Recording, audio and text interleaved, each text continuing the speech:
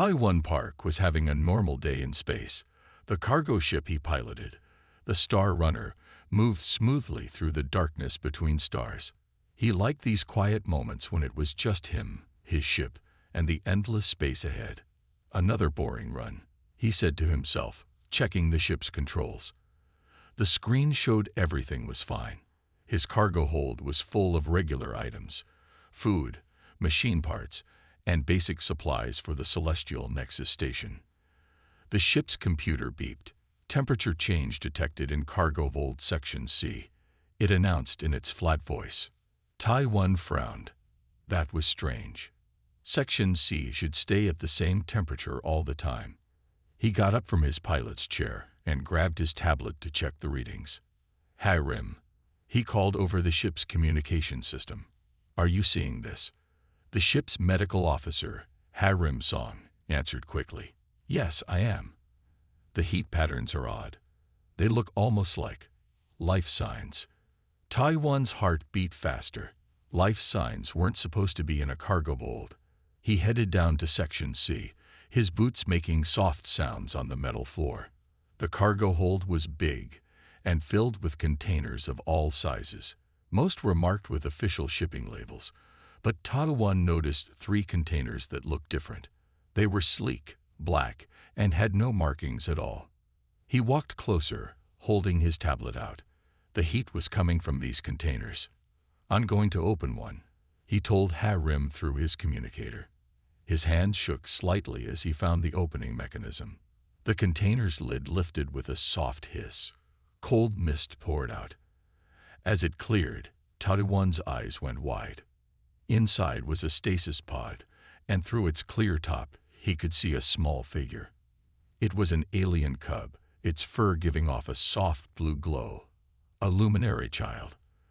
The cub looked peaceful in its sleep, but Taiwan knew something was very wrong. Luminary cubs were never separated from their parents. He quickly checked the other 2 containers. Each held another sleeping cub. Their fur glowed in different colors, one green, one purple. "Hi, Rim," he said quietly. "We have 3 luminary cubs in stasis pods. They weren't on our cargo list." "Smugglers," Harim whispered back.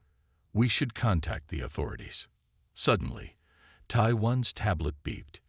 A message was coming through on an encrypted channel. He opened it and felt his blood run cold as he read. "Cargo inspection team approaching. Maintain silence about special cargo in Section C. Resistance will result in unfortunate accidents. Your cooperation ensures everyone's safety." Taiwan looked at the sleeping cubs. Their fur pulsed gently with light, reminding him of the night lights his little sister used to have when she was scared of the dark. The ship's computer announced, "Unknown vessel requesting docking permission."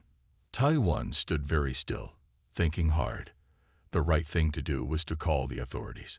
But something told him these smugglers had friends in high places. If he made that call, would anyone actually come to help?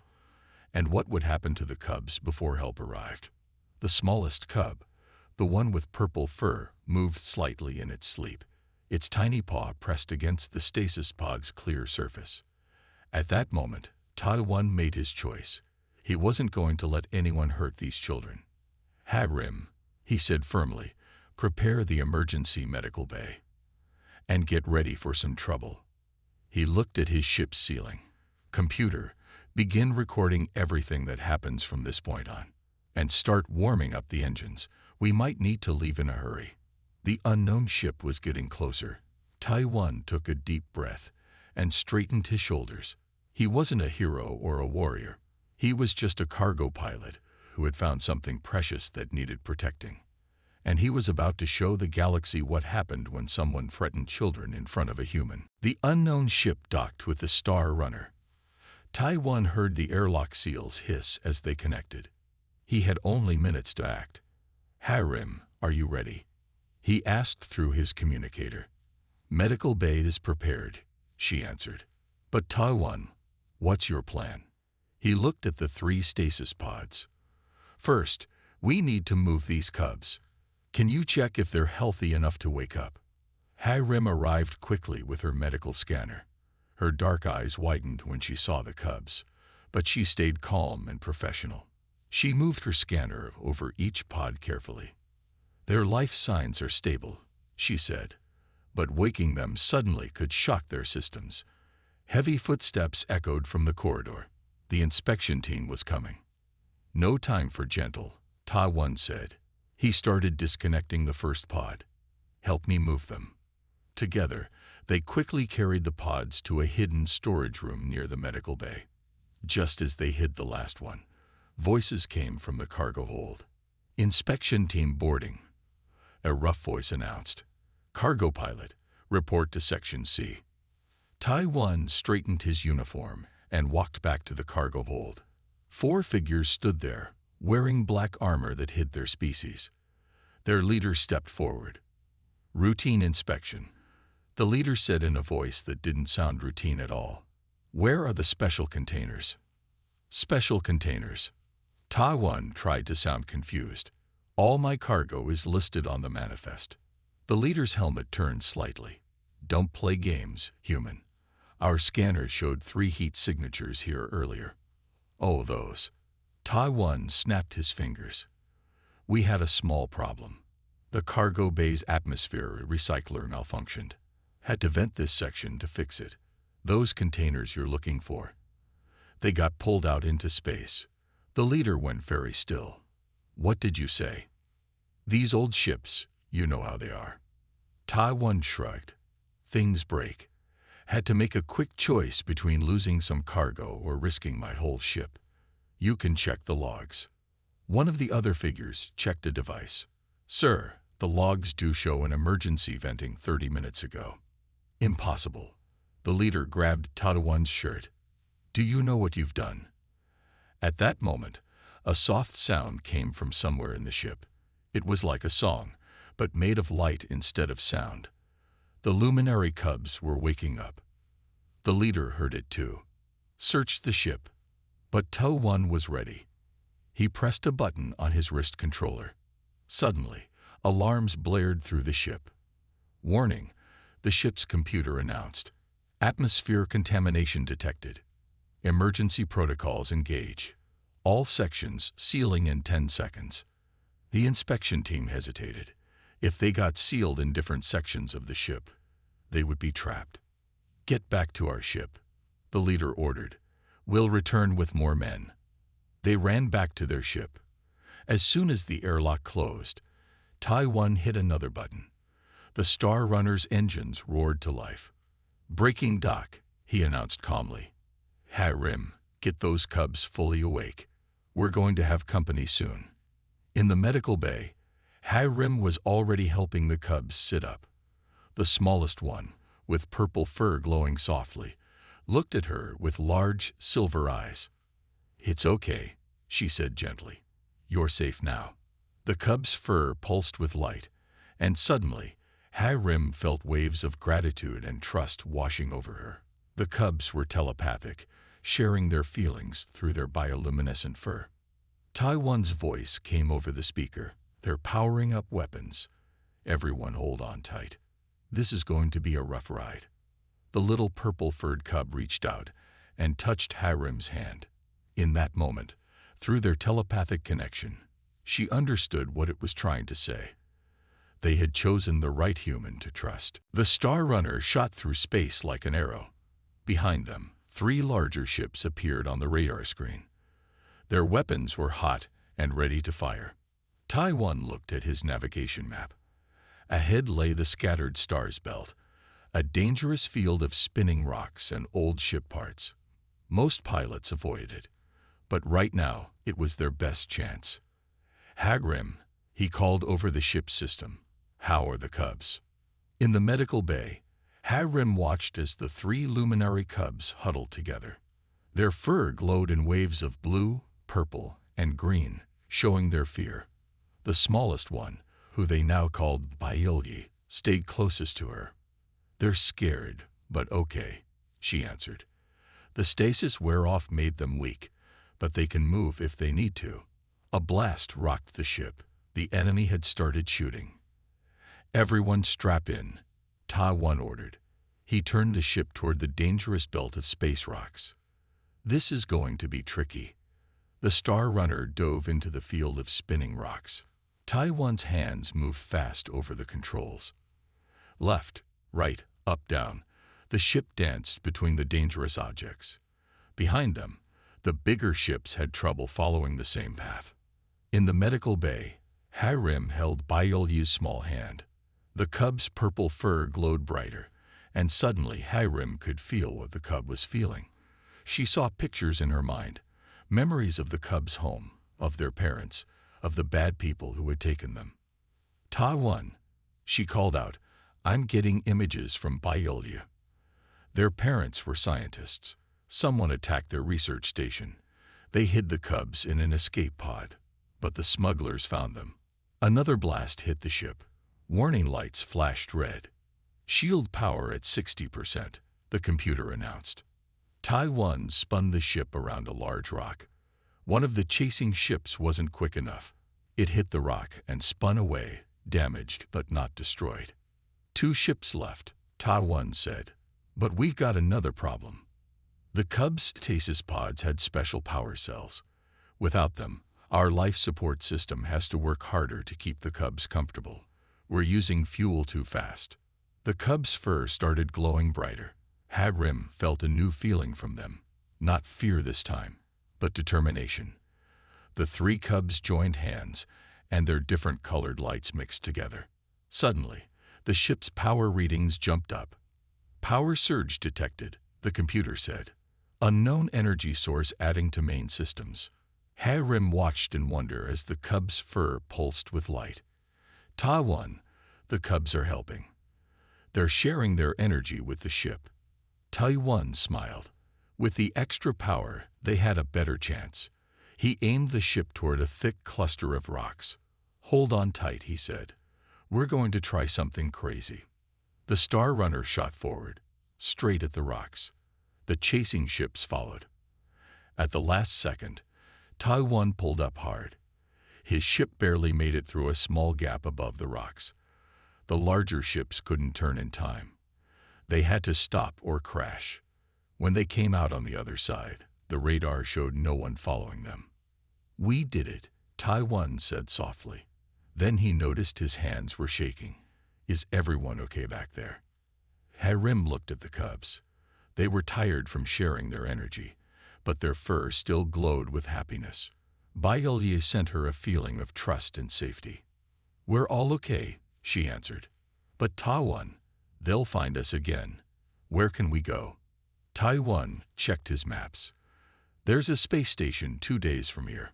It's our best chance for help. He paused. I just hope we can trust the people there more than the ones we left behind. After 2 long days of careful flying, the Star Runner finally reached Starlight Station. The huge space station looked like a shining wheel turning slowly in space. Hundreds of ships moved around it like busy bees around a flower. Starlight Station Control. This is cargo ship Star Runner requesting emergency docking. Taiwan called over the radio. We have young passengers needing medical help. A calm voice answered back. Star Runner, proceed to docking bay 12. Medical team will meet you there.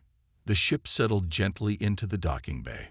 Through the windows, Taiwan could see people in medical uniforms waiting. He also noticed station security officers standing with them. Their leader wore a black uniform with silver stripes. I'm Security Chief Do-hyun Kim, the man in black announced as Taiwan opened his ship's door. We received word about your special cargo. Taiwan's heart sank. Word had traveled faster than his ship. These are children, not cargo, he said firmly. They need protection. Chief Do-hyun's face showed no emotion. We'll help them, of course. Please, bring them to our medical center. Hiram appeared with the 3 Cubs. They stayed close to her, their fur glowing dimly with worry. Baiolyi, the smallest one, reached for Taiwan's hand. The medical team stepped forward with stretchers, but stopped suddenly.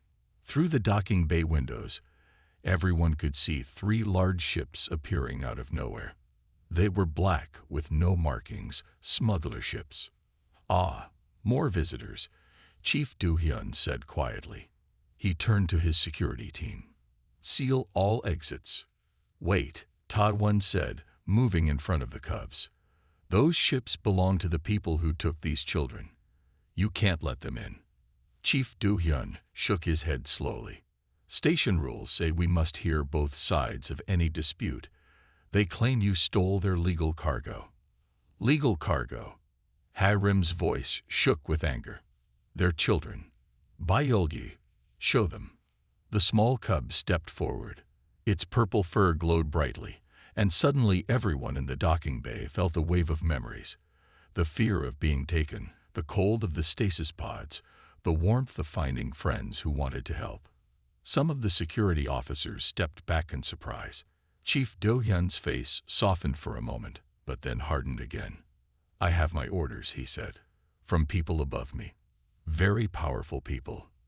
The black ships were docking now. Ta-won looked around quickly. They were trapped. Security teams covered all the exits. The smugglers would be here any minute. But then he saw something. Near the back of the docking bay was a maintenance tunnel. The sign said, "Emergency access only." Ha-rim, he whispered, remember the station maps we studied. Where does that tunnel lead? Medical bay, she answered softly. But it's for emergencies. This is an emergency. Ta-won looked at Chief Do-hyun, who was watching them closely. Sir, you seem like a good person. In a few minutes, some very bad people will walk through that door. You'll have to choose, follow orders, or do what's right. The security chief's eyes moved to the Cubs, then to the maintenance tunnel. Very slightly, he nodded. The next few minutes will be very busy, he said carefully. My officers and I might be too occupied to notice if someone used that emergency tunnel. But after that, he straightened his uniform. We will have to do our duty. Ta-won understood. They would have a small chance to escape, nothing more. He squeezed Byolgi's small hand gently. Ready to run? He asked softly. The three Cubs' fur pulsed with light in answer. They were ready. Running through the maintenance tunnel was like crawling through a long metal pipe. Ta-won led the way, with the Cubs in the middle and Ha-rim watching their back. They could hear voices echoing behind them as the smugglers arrived in the docking bay. The tunnel ended at a small door. Ta-won pushed it open carefully, checking if anyone was watching. They had reached the medical bay, just as planned. The room was empty except for medical equipment and beds. Quick, hide behind those supply cabinets, Ta-won whispered. The Cubs scurried to hide. Their fur dimmed to almost no light at all. Suddenly, station-wide speakers crackled to life. Attention all security teams. Search for 4 fugitives, 2 humans, and 3 luminary juveniles. They are considered dangerous. Approach with caution. Ha-rim looked worried. Dangerous? We're not the dangerous ones. Ta-won was about to agree when the medical bay doors slid open. 4 smugglers walked in, wearing their black armor. They carried weapons that definitely weren't legal in station space. Search everything, their leader ordered. The Cubs can't hide their energy signals forever. The smugglers spread out, checking under beds and behind equipment. One of them walked toward the supply cabinets where the Cubs were hiding. Ta-won knew they had to move. He caught Ha-rim's eye and pointed to the emergency exit on the other side of the room. She nodded and started moving slowly toward it. But then something went wrong. Byolgi, trying to stay quiet, bumped into a metal tray. The small noise seemed as loud as thunder in the quiet room. The nearest smuggler spun around. His weapon fired before anyone could move. A bright energy bolt hit the cabinet next to Byolgi, making the small cub cry out in pain as hot metal splashed against its arm. What happened next would be talked about across the galaxy for years to come. Ta-won saw the burn mark on Byolgi's purple fur. He saw the fear in the cub's silver eyes. He heard the small whimper of pain, and something inside him changed. People who saw the security recordings later said Ta-won moved faster than seemed possible. He grabbed a medical cart and threw it at the first smuggler like it weighed nothing. Before the others could aim their weapons, he was already moving, using anything he could reach. Medical equipment, chairs, even a computer screen. Taiwan fought like a force of nature. His eyes blazed with a protective fury that made even the armed smugglers step back. "Stay away from the children," he growled, his voice deeper than normal. The smugglers tried to fight back, but they had never faced anything like this. One of them managed to send a message before Taiwan knocked him out. "The human's gone crazy. He's not stopping. Send everyone." Security cameras recorded everything. Across the station, people watched in amazement as one unarmed human cargo pilot fought against armed smugglers. And won. They saw him shield the cubs with his own body when shots were fired. They watched him disarm and disable fighter after fighter, moving with the unstoppable determination of a parent protecting their young. In the station's security office, Chief Do-hyun watched the video feed with wide eyes. "So this is what humans call parental instinct," he said softly. "Perhaps we chose the wrong side." The last smuggler fell, and Taiwan stood in the middle of the medical bay, breathing hard. He turned to check on Baiyuli's injury, his movements instantly gentle again. "It's okay," he said softly to the scared cubs. "No one's going to hurt you anymore." The cubs' fur glowed with trust and gratitude, but there was no time to rest. More smugglers would be coming, and now they knew exactly where to find them. The medical bay doors were sealed shut, with broken equipment piled against them as a barricade. Inside, Harim carefully cleaned and bandaged Baiyuli's burned arm, while Taiwan watched the security screens he had connected to a working computer. "More smugglers are coming," he said quietly. "At least 20 of them. And they've brought bigger weapons." The other two cubs huddled close to Baiyuli, their fur glowing with shared concern. The smallest cub's purple light was dim from pain, but steady. Through their mental connection, Harim could feel their worry, not for themselves, but for Taiwan. "You fought so many to protect us." Baiyuli sent the thought to both humans. "But you could get hurt next time." Taiwan smiled gently at the cubs. "Getting hurt doesn't matter when you're protecting family." Suddenly, the computer screen flickered. A new face appeared. Security Chief Do-hyun Kim. He looked troubled. "Can you hear me?" the chief asked. When Taiwan nodded, he continued. "The video of you protecting the cubs has spread across the station. People are asking questions. Many of them are gathering outside security headquarters, demanding we help you." "Will you?" Harim asked. Before Do-hyun could answer, another voice joined the conversation. A woman in formal clothes appeared on a split screen. She wore the badge of the Galactic Council. "I am Nae-young Lee, human representative to the Council," she said. "Chief Do-hyun, I've seen the video too. The Council is very interested in why armed smugglers are operating freely on your station." Do-hyun's face turned red. "Council representative, I had orders." "From the smugglers' friends in high places?" Nae-young asked sharply. "Those friends might want to hide right now. The luminary government has seen the video too. They're sending ships." The cubs' fur brightened at this news. Hope glowed in their silver eyes. "But the smugglers will reach us before help arrives," Taiwan said, checking the security feeds again. They were getting closer. Do-hyun was quiet for a moment. Then he straightened his uniform and said, "Not if they have to get through station security first." He smiled slightly. "My officers and I swore to protect the innocent. It's time we remembered that." The sound of running feet came from the corridor. But this time, when the medical bay doors opened, it was Do-hyun and his security team who rushed in. They quickly moved to defensive positions around the room. "The smugglers will be here in 5 minutes," Do-hyun said, checking his weapon. "Representative Nae-young, how long until help arrives?" 20 minutes, she answered. "Can you hold that long?" Taiwan moved to stand beside Do-hyun. Around them, security officers and medical staff prepared to defend their position. The cubs watched with glowing fur as humans they had never met got ready to protect them. "We can hold," Taiwan said firmly. "We have to." Through their mental connection, Bioldire sent a wave of warmth and trust to everyone in the room. The feelings spread, strengthening their determination.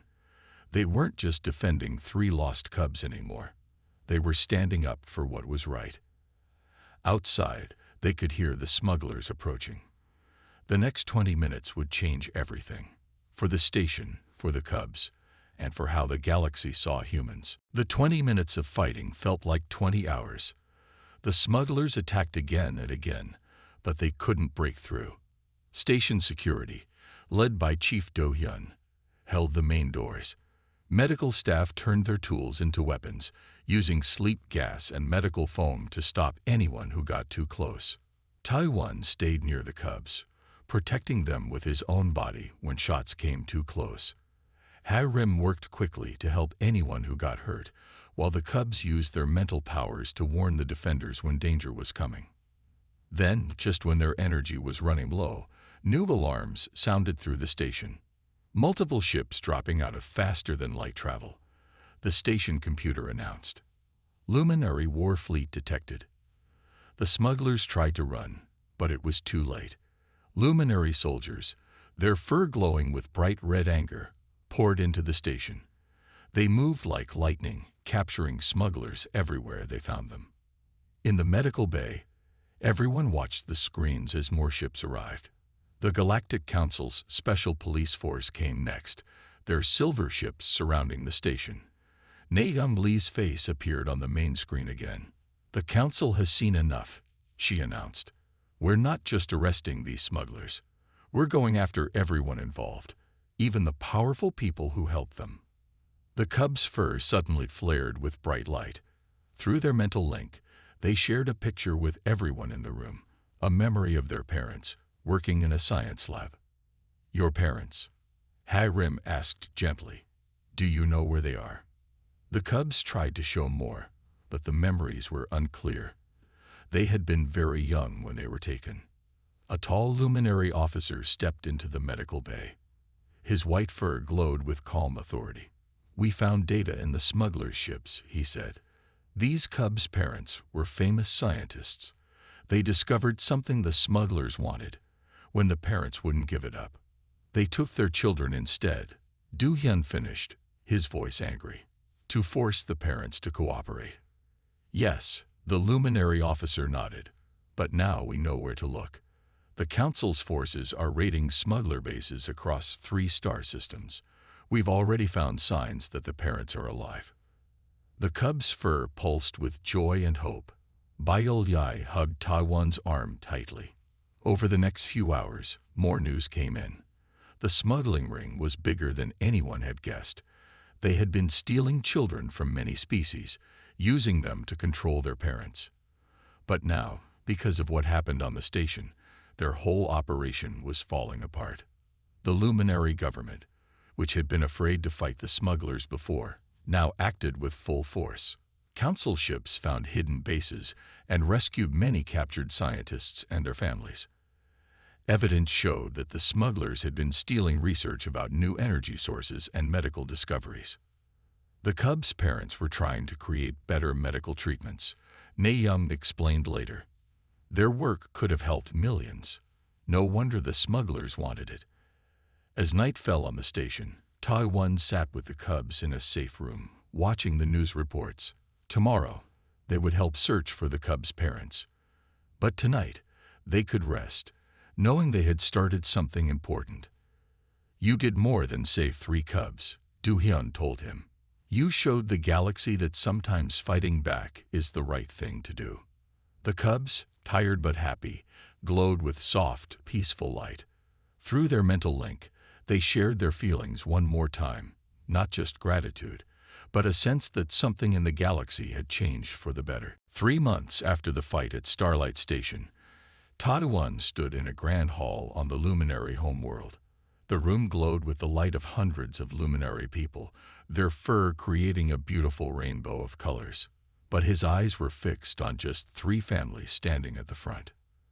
The cubs, now healthy and happy, stood with their parents who had been rescued from the smugglers' secret base. The scientists had been found exactly where the Council forces thought they would be, still working under guard on their medical research. Now they were free, and their important work could help people across the galaxy. Baile's parents stepped forward. Their fur glowed with the same purple shade as their child. The father spoke in a gentle voice that everyone could hear. "Our people have a special ceremony," he said. "When someone shows great courage to protect a luminary child, they can become an honorary guardian. Never before have we given this honor to a human." He smiled at Taiwan. "Until today." Taiwan knelt down as Baile came forward. The small cub placed a crystal pendant around his neck. When he touched it, it glowed with the same purple light as Baile's fur. "Now you will always be part of our family," Baile said aloud, speaking human words for the first time. "And we will always feel your protection." In the audience, Hai-Rim wiped tears from her eyes. Beside her, Chief Du-hyun and Representative Nayoung smiled proudly. The ceremony was being broadcast across the galaxy, showing everyone how humans and aliens could become true family. Later that day, Taiwan met with the Galactic Council. After seeing how one human's protective instinct had broken open a huge criminal operation, they'd wanted his help. Many children of different species still needed protection. "We want you to lead a new organization," Nayoung explained. "The Interspecies Child Protection Agency. You'll have ships, crews, and the power to cross borders when children are in danger." "I'll help," Du-hyun offered immediately. "My security experience could be useful." "And you'll need a medical officer who understands different species," Hai-Rim added with a smile. Taiwan looked at the crystal pendant glowing against his chest. He thought about how one small choice to protect 3 cubs had grown into something so much bigger. "The smugglers thought humans were dangerous because of our protective instincts," he said. "They were right. We are dangerous to anyone who would harm a child." 1 year later, Taiwan's organization had bases on 12 worlds. They had saved hundreds of children from danger and helped many species understand each other better. The Star Runner, now painted in official colors, still flew regular missions, but it wasn't alone anymore. When Taiwan walked through the halls of his main base, he would often stop at a special wall. It held pictures of every child they had helped, of every family reunited. In the center was a large photo from that day on the luminary world. Taiwan with the 3 cubs, their fur glowing with joy. Under the photo was a simple message in many languages. To protect one child is to save an entire future. And somewhere in the galaxy, whenever a child was in danger, people would whisper with hope, "Call the humans. They'll come. They'll help. They always do." Because now the galaxy knew that humanity's greatest strength wasn't its technology or its weapons. It was the simple, powerful instinct to protect those who needed protection most.